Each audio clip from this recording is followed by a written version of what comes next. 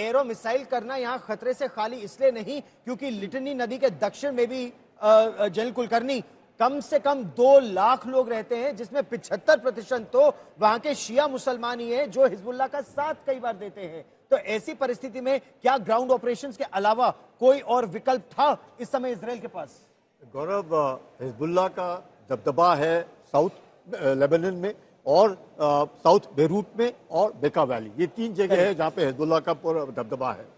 2006 की जो आप बात कर रहे हैं, जब इजराइल ने विड्रॉ किया, तकरीबन 4 लाख क्लस्टर एम्यूनेशन उन्होंने उधर बिछाए, माइंस, जिसको तकलीफ हुई। आज की तारीख में सदर्न लेबनान से 2 लाख लोग पलायन कर चुके हैं। वहां पे सिर्फ यूनिफिल है और हिजबुल्लाह है। इतना सब कुछ होने के बावजूद भी इंटेलिजेंस है इजराइल का, तब भी वो एम्बुश हो गए। तो आप समझ सकते हैं कि इजराइल को मालूम है टनलिंग और क्या वो इलाका है। लेकिन इजराइल को अगर अपने अस्तित्व को रखना है तो उसको जरूरी होगा कि वो जो 1000 स्क्वायर किलोमीटर का एरिया है जो ब्लू लाइन से लेकर के लिटल रिवर तक है, उसको लेना निहायत जरूरी है। नहीं तो लगातार इजराइल जो है परेशानी में रहेगा। जिस प्रकार से गाजा पट्टी को उन्होंने 2006 के बाद गाजा पट्टी दी, हमास को दी, उसके बाद क्या हुआ देखिए 20 साल के बाद जो परेशानी हुई। तो जब तक इजराइल, कम से कम नॉर्दर्न इजराइल, और नॉर्दर्न इजराइल से भी 70,000 लोग पलायन कर चुके, जब तक वो वापस नहीं आएंगे तो आप समझ सकते हैं इजराइल के अंदर भी एक थोड़ा सा मैं कहूंगा उनका भी मनोबल गिर जाता है जब वो अपने ही लोग अपने एरिया में रेफ्यूजी देखते हैं। एक साल से करीब 70,000 लोग जो उत्तरी इजराइल के रहने वाले हैं। आप ये सोचिए, हाइफा से आगे का जितना इलाका है वहां से लोग अपने ही देश में विस्थापित हैं। इंटरनली डिस्प्लेस्ड पीपल, रिफ्यूजी अपने ही देश में। दक्षिणी इजराइल से लोग रिफ्यूजी हैं अपने ही देश में। जनरल सिवाच, ऐसी परिस्थिति में क्या इजराइल कई मोर्चों पर एक साथ युद्ध लड़ सकता है? हमास के खिलाफ ऑपरेशन अभी भी चल रहे हैं, आज भी बॉम्बिंग हुई। हिजबुल्लाह के खिलाफ, सीरिया के खिलाफ, हूती विद्रोहियों के खिलाफ, यमन के खिलाफ, इराक के खिलाफ जहां शिया मिलिशिया है, इतने मोर्चों पर लड़ सकता है। और ईरान के खिलाफ एक बड़ा ऑपरेशन करने की स्थिति में है क्या इजराइल? हाँ देखो, इसमें कोई शक नहीं गौरव, ये तो होगा क्योंकि उसको मालूम है कि अगर वो ईरान पे भी हमला करता है और उसके ऊपर ये एक प्रकार से अटैक करता है, चाहे हिजबुल्लाह हो, होती रेबल हो, हमास हो, या जो मिलिशिया है इराक और सीरिया में, वो भी पलटवार करेंगे। तो इसलिए ये सोचना कि क्या इजराइल को ग्राउंड सिचुएशन नहीं पता, मुझे लगता है ग्राउंड सिचुएशन पता है। मगर यह भी सच्चाई है कि आज की तारीख में इजराइल के मिलिट्री एम क्या है। देखो, 2 मिलिट्री एम से चला था वो एक प्रकार से लेबनान में। हिजबुल्लाह जो एक है state with in state, Hezbollah ने करीब 70 किलोमीटर का इलाका सदर लेबनान में अपने नीचे किया हुआ है। जब तक वो वापस नहीं लेगा, बफर जोन नहीं बनाएगा इजराइल, तब तक ये 70,000 लोग जो पलायन कर चुके हैं उनको कैसे बचाएगा? और इससे पब्लिक ओपिनियन बहुत अगेंस्ट जा रही। तो ये तो करना है, मगर ये भी सच्चाई है इतनी जल्दबाजी नहीं, क्योंकि हमास से 3 से 4 गुना ज्यादा ताकतवर है हिजबुल्लाह। इतना आसान नहीं होगा। उसकी टनल डिफेंस बहुत अच्छी है, उसकी जो स्ट्रेटेजी और टैक्टिक्स है लड़ने की, वो भी हमास से बहुत बेटर है, वेल ट्रेन है, वेल मोटिवेटेड है। 2006 की बात अगर करें तो एक प्रकार से स्टेलमेट हुआ था, तो उसको ये सच्चाई है, इतना आसान नहीं होगा। हाँ, अब ये देखते हैं कि जब इजराइल ईरान पे हमला करेगा तो क्या ये इजराइल वर्सेस ईरान ही रहेगा? बिल्कुल नहीं। ये चाहे हिजबुल्लाह हो, होती रेबल हो, या आपके हमास हो, या आपके जो इराक और सीरिया में प्रॉक्सीज और मिलिशिया हैं, ये फायर करेंगे और बहुत मुश्किल होने वाली है, इतना आसान नहीं। मगर ये है 3 चीजें तो ये डिस्ट्रॉय करेगा पक्का। एक तो न्यूक्लियर फैसिलिटी, एक इसका ऑयल एनर्जी सेक्टर को, और तीसरा जो इनका कमांड सेक्टर है ईरान का, वो तीनों पे इकट्ठा हमला करेगा कि कहीं ना कहीं तो उसको एक प्रकार से कन्विंसिंग रिजल्ट हासिल हो। गौरव, कन्विंसिंग रिजल्ट, अगर न्यूक्लियर एनर्जी उसकी जितनी, जहां वो इस्फहान में है, उसके जो टेक्नोलॉजी रिसर्च सेंटर्स है उसको टारगेट करेगा जो नान्स के इलाके में है। एयर मार्शल श्रीवास्तव, पहाड़ों के नीचे सुरंगों में, और अगर कई फीट नीचे सुरंगें ऐसे लेबनान में हैं, तो ईरान के अंदर तो उनके पहाड़ों में कितने 100 फीट नीचे उनके न्यूक्लियर फैसिलिटीज होंगी? क्या बंकर बस्टर से, इन बमों से उन फैसिलिटीज को टारगेट किया जा सकता है? गौरव, देखो, इसमें 2 चीजें हैं। पहली चीज तो यह है कि अभी वॉर का एक कन्वर्जन हुआ है, ग्राउंड डिफेंसिव से ज्यादा बैलेंस ऑफ एयर पावर पा गया है। ये बैलेंस इजराइल के फेवर में है, चाहे वो डिफेंसिव ऑप्स हो या ऑफेंसिव ऑप्स हो। दूसरी चीज यह है जिसमें वो सक्सेसफुल हुआ है, वो हुआ है कि वो ईरान को खींच लाया इस वॉर में।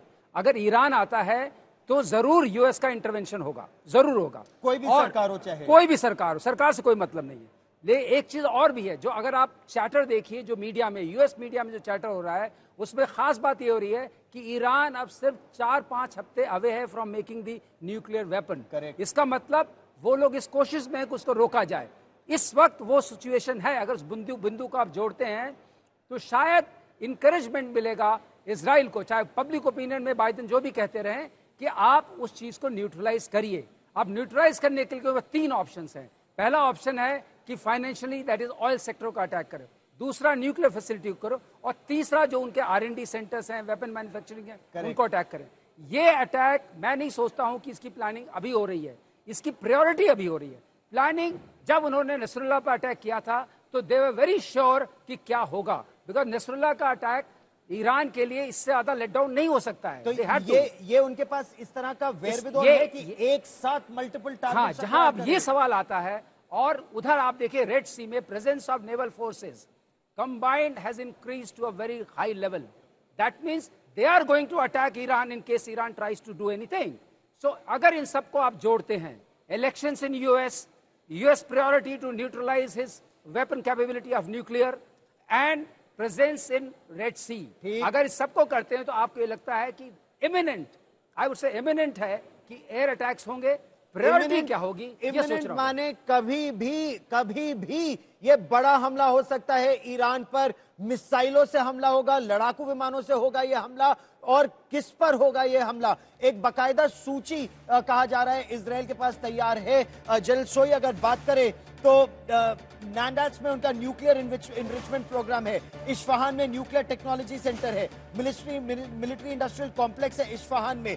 एक साथ इन सभी पर हमला, तेल के डिपो जहां है, एक साथ हमला क्या घुटनों पर लाने की स्थिति में है इजराइल ईरान को? बहुत जरूरी रहेगा ये, क्योंकि देखिए इसमें इजराइल को सबसे बड़ी चिंता है कि ईरान अगर न्यूक्लियर पावर बन जाता है, अगर न्यूक्लियर पावर, जैसे भी बातचीत हो रही थी कि कुछ हफ्ते दूर है, 1-2 महीने दूर है, तो यही एक चीज है जिसको इजराइल की प्रायोरिटी, टॉप प्रायोरिटी रहेगी कि उसको कैसे डिरेल किया जाए। पहले भी 2-3 बार चाहे उनमें वायरस डाला था या उनके साइंटिस्ट को मार दिया गया, अभी फिर अगर वो उसके आसपास आ गया तो ये टॉप प्रायोरिटी रहेगी। उसके बाद ऑयल रिफाइनरी हो गया, और साथ साथ टॉप कमांडर्स, चाहे वो IRGC के हो या खमेनी हो या बाकी हो, ताकि इजराइल ईरान की जो बेइज्जती हो, उनका जो एक प्रभुत्व को खत्म करना, ये बात है। ऑयल रिफाइनरी पे करेंगे तो कितना करेंगे, वो फिर ऑन द रोड आ सकता है जल्दी, लेकिन सबसे बड़ा क्रिटिकल रहेगा मेरे हिसाब से न्यूक्लियर पावर को बनने से रोकना।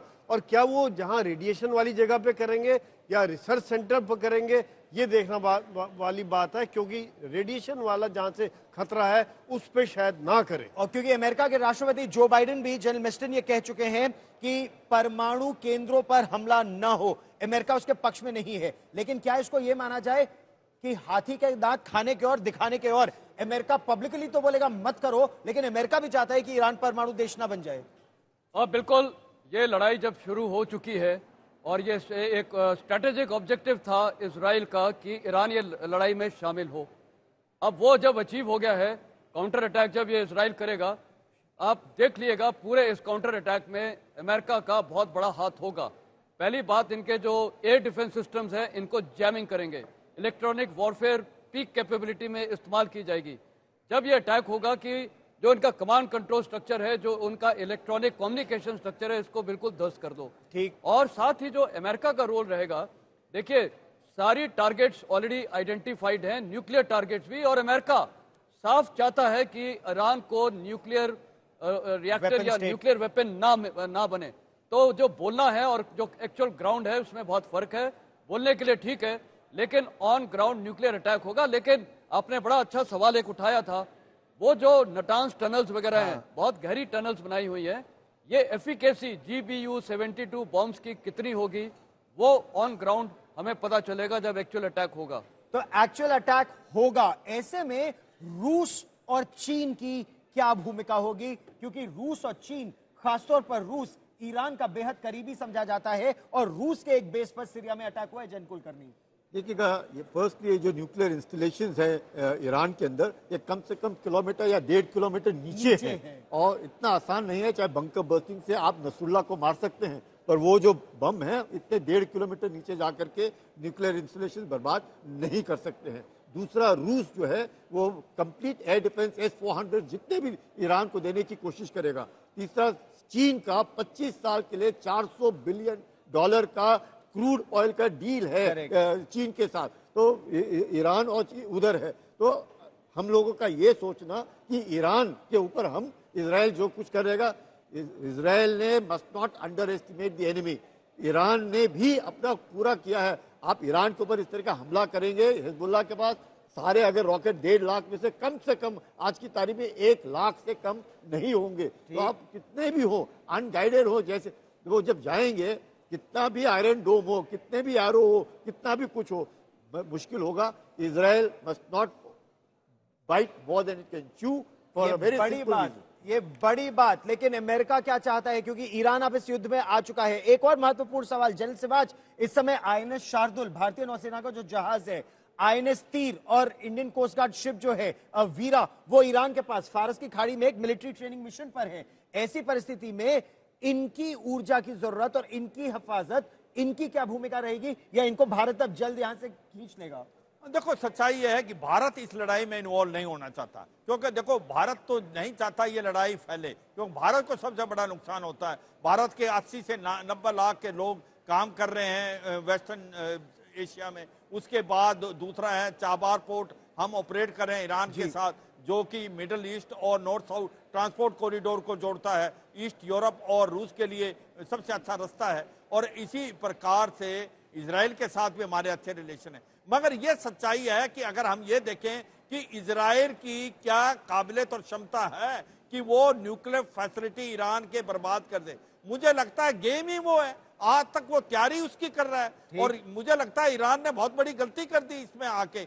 यही तो इजराइल चाहता था कि किसी तरीके से ईरान इस लड़ाई में आए, और एक बार लड़ाई में आता है तो अमेरिका आएगा, और इजराइल और अमेरिका इसकी जो न्यूक्लियर फैसिलिटी है उनको बर्बाद करे। बाकी चीज की कोई इतनी परवाह नहीं है, क्योंकि वो उस कतार में है कि वो न्यूक्लियर हथियार बनाने वाला है। अगर अब उसने छोड़ दिया, ये मानते हैं कि इतना आसान नहीं होगा, मगर उसने भी अपना एक होमवर्क किया हुआ है। यही एयर मार्शल श्रीवास्तव पूरा प्रयास है कि वो परमाणु हथियार न बना ले पूरे पश्चिमी देशों का। लेकिन ये जो भारतीय नौसेना के जहाज इस समय एक ट्रेनिंग मिशन के नाम पर इस समय पूरे क्षेत्र में है, इनकी क्या भूमिका रहेगी, और क्या ये बहुत वेट एंड वॉच में है, या हमारी एनर्जी सिक्योरिटी के लिए वहां महत्वपूर्ण भूमिका है? यहाँ पर गौरव, मैं सिर्फ एक बात कह सकता हूँ कि भारत इस वक्त बहुत ही लकी देश है कि हमारे जो फॉरेन मिनिस्टर है, he is a great professional in this field. इससे ज्यादा डेलिकेट सिचुएशन ग्लोबल स्टेज पर इंडिया के लिए कभी हो ही नहीं सकती थी जो आज है।